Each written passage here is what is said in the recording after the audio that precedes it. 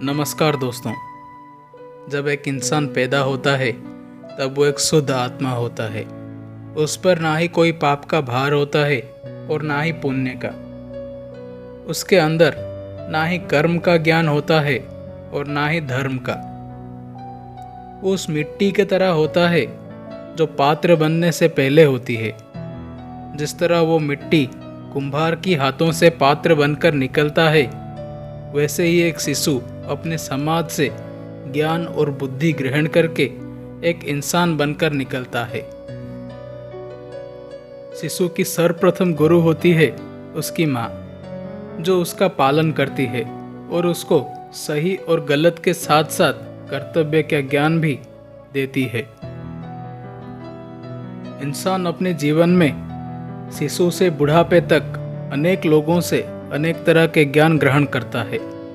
हर किसी से कुछ न कुछ सीखता है या किसी को कुछ सिखाता है। क्या वो हर व्यक्ति उस इंसान का गुरु है?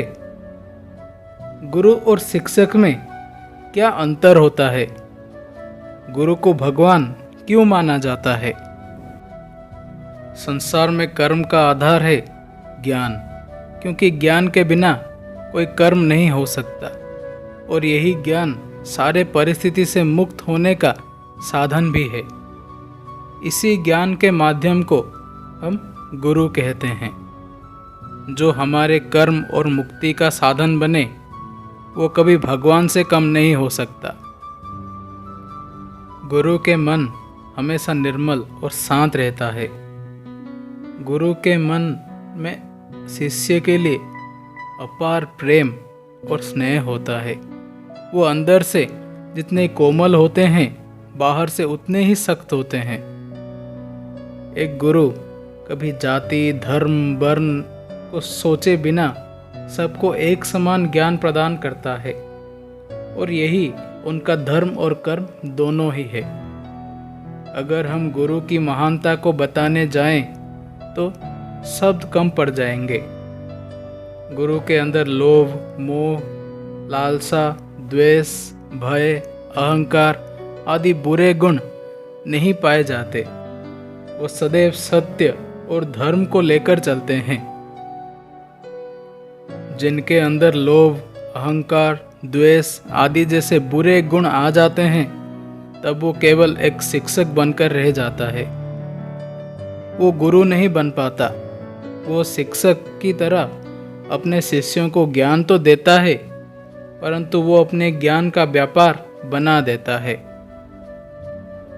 इस ज्ञान के व्यापार के कारण वो सुनाम तो कर लेता है, परंतु कभी संतोष नहीं हो पाता।